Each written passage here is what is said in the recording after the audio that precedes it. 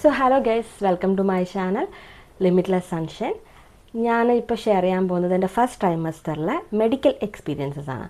അതായത് ഞാൻ ആദ്യത്തെ പാർട്ട് 1 പറഞ്ഞതുപോലെ അതൊക്കെ എൻ്റെ പേഴ്സണൽ എക്സ്പീരിയൻസ് ആയിരുന്നു. പാർട്ട് 2 ഇപ്പോൾ ഞാൻ ഇൻക്ലൂഡ് ചെയ്യാൻ പോകുന്നത് എൻ്റെ മെഡിക്കൽ റിലേറ്റഡ് എന്തൊക്കെ ബ്ലഡ് ടെസ്റ്റ്, എന്തൊക്കെ സ്കാനിങ്, അങ്ങനെയുള്ള എന്തൊക്കെ കാര്യങ്ങളാണ് ഞാൻ ചെയ്തിട്ടുള്ളതെന്നാണ്.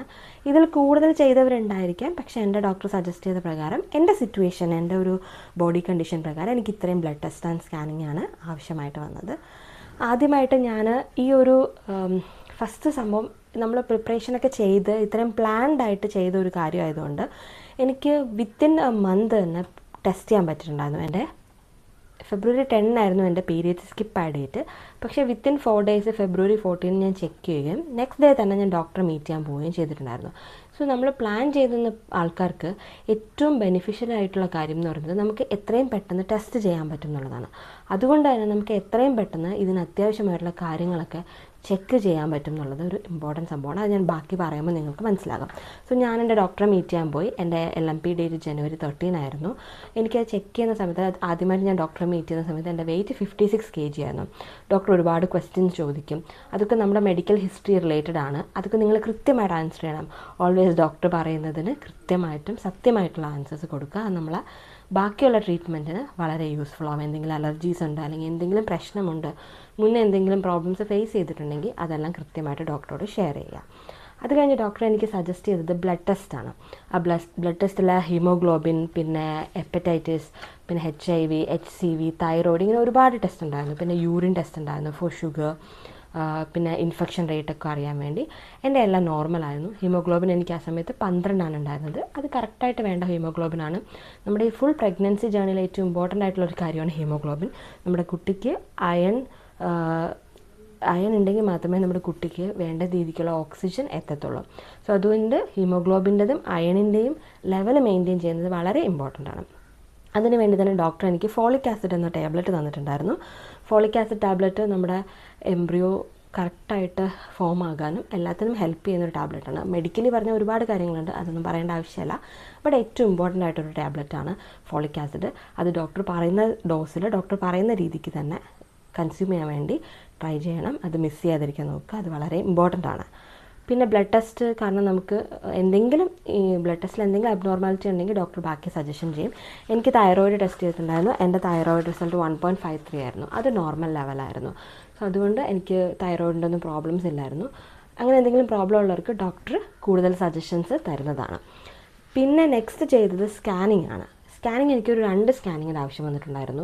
പൊതുവേ ഒരു സ്കാനിങ്ങിൻ്റെ ആവശ്യം വരാറുള്ളൂ. പക്ഷേ ഞാൻ അത്രയും നേരത്തെ പോയതുകൊണ്ട് തന്നെ എൻ്റെ ഫസ്റ്റ് സ്കാനിങ്ങിൽ എൻ്റെ എംബ്രിയോ വിസിബിൾ അല്ലായിരുന്നു.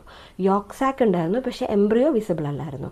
അപ്പോൾ ഇങ്ങനൊരു കേസ് വന്നു കഴിഞ്ഞാൽ നമ്മൾ ഇത്രയും നേരത്തെ സ്കാനിങ് ചെയ്യുന്നത് കൊണ്ട് കുറച്ച് ബെനിഫിറ്റ് ഉണ്ട്. അപ്പോൾ അത്രയും നേരത്തെ ചെയ്തത് കൊണ്ടാണ് എംബ്രിയോ വിസിബിൾ അല്ലാതിരുന്നത്. പക്ഷേ അത്രയും നേരത്തെ ചെയ്യുന്നത് കൊണ്ട് വേറെ കുറച്ച് യൂസ് ഉണ്ട്. ഇപ്പോൾ ചില ആൾക്കാർക്ക് ഫെലോപ്പിയൻ ട്യൂബിനകത്ത് തന്നെ കുഞ്ഞ് വളരാനുള്ള സാധ്യതയുണ്ട്.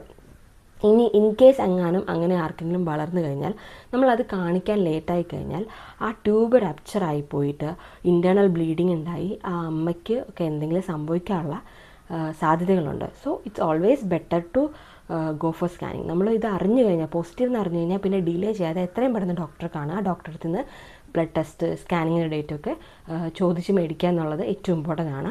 ഇപ്പോൾ സ്കാൻ ചെയ്തപ്പോൾ തന്നെ ആദ്യമേ എൻ്റെത് ഫെലോപ്പിയൻ ട്യൂബിലല്ല എന്നറിഞ്ഞു. പ്രോപ്പറായിട്ട് എൻ്റെ യോക്സാക്ക് ഫോം ചെയ്തേക്കുന്നത് യൂട്രസിനകത്ത് തന്നെയാണ്, പക്ഷേ എംബ്രിയോ വിസിബിൾ അല്ലായിരുന്നു. അപ്പോൾ അടുത്ത് വരുന്ന പ്രശ്നം എന്ന് പറയുന്നത് ബ്ലൈറ്റഡ് ഓവമാണ്. അതായത് ചില സമയങ്ങളിൽ എംബ്രിയോ ഫോം ആകും, അത് അറ്റാച്ച് ആകും, പക്ഷേ അതിനകത്ത് ആ കുട്ടി വളർന്നു തുടങ്ങത്തില്ല.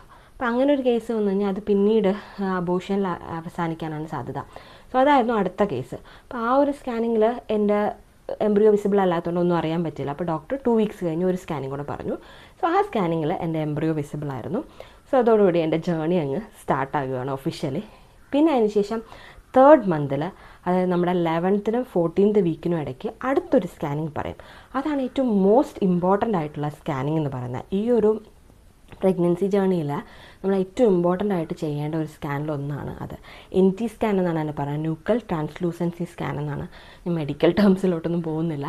പക്ഷേ ആ സ്കാനിൻ്റെ ഇമ്പോർട്ടൻസ് എന്ന് പറയുന്നത് ആ സ്കാനിലൂടെ നമുക്ക് എന്തെങ്കിലും ഡൗൺ സിൻഡ്രോം, അങ്ങനെ എന്തെങ്കിലും ക്രോമസോമൽ അബ്നോർമാലിറ്റീസ് ഉണ്ടോ എന്ന് അറിയാൻ പറ്റും. സോ ആ സ്കാനും ഡോക്ടർ പറയും. ഇപ്പോൾ ഡോക്ടർ എന്ത് സ്കാൻ പറയുന്നു, ഡോക്ടർ എന്ത് ബ്ലഡ് ടെസ്റ്റ് പറയുന്നോ അത് വിത്തൗട്ട് ഫെയില്യുവർ നിങ്ങൾ ചെയ്യുക എന്നുള്ളത് ഭയങ്കര ഇമ്പോർട്ടൻ്റ് ആണ്. അതിൻ്റെ റിസൾട്ട് എന്തുമായിക്കോട്ടെ നിങ്ങളത് ഡോക്ടറെ കാണിക്കുക. ഡോക്ടർ കാണിക്കുമ്പോൾ നെക്സ്റ്റ് എന്ത് പറയുന്നു അത് ഫോളോ ചെയ്യുക. സോ നമ്മൾ ഡോക്ടറിൻ്റെ ഒരു പ്രിസ്ക്രിപ്ഷൻ അല്ലാണ്ട്, ഡോക്ടറിൻ്റെ ഒരു ഫോളോ അപ്പ് ഇല്ലാണ്ട് നമ്മുടേതായ രീതിക്ക് ഓക്കെ ഈ സ്കാൻ എന്തിനാ വേണ്ട എന്ന് വിചാരിക്കാൻ പാടില്ല. പ്രഗ്നൻസിയിൽ ഓരോ ചെക്കപ്പും ഓരോ സ്കാനും വളരെ ഇമ്പോർട്ടൻ്റ് ആണ്. ഇപ്പോൾ ന്യൂക്കൽ ട്രാൻസ്ലൂസൻസി ടെസ്റ്റിൽ ഒരു സ്കാനും ഉണ്ട്, അതിൻ്റെ കൂടെ ഫോളോ അപ്പ് ആയിട്ടൊരു ബ്ലഡ് ടെസ്റ്റും ഉണ്ട്. അതിന് ഡബിൾ മാർക്കർ ടെസ്റ്റ് എന്നാണ് പറയുക.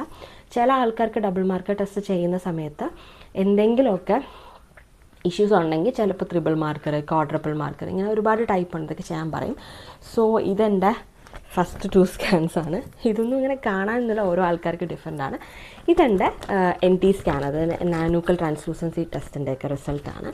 സോ പിന്നീടുള്ളത് ഇത് ഡബിൾ മാർക്കർ ടെസ്റ്റിൻ്റെ റിസൾട്ടാണ്.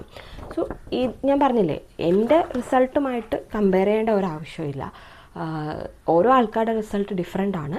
ഏറ്റവും ഇമ്പോർട്ടൻ്റ് അവർ പറയുന്ന സ്കാൻ ആൻഡ് ടെസ്റ്റ് ചെയ്യുക, ആൻഡ് അത് നമ്മൾ ഡോക്ടറിനെ കാണിക്കുക, ഡോക്ടർ പറയുന്ന ഫോളോ അപ്പ് ചെയ്യുക എന്നുള്ളതാണ്.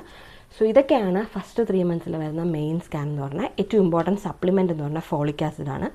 ഈ scan, test and supplement miss ചെയ്യാതിരിക്കുക. പിന്നെ ഡോക്ടർ പറയുന്നതൊക്കെ ഫോളോ ചെയ്യുക, പോസിറ്റീവായിട്ടിരിക്കുക, ഹാപ്പി ആയിട്ടിരിക്കുക.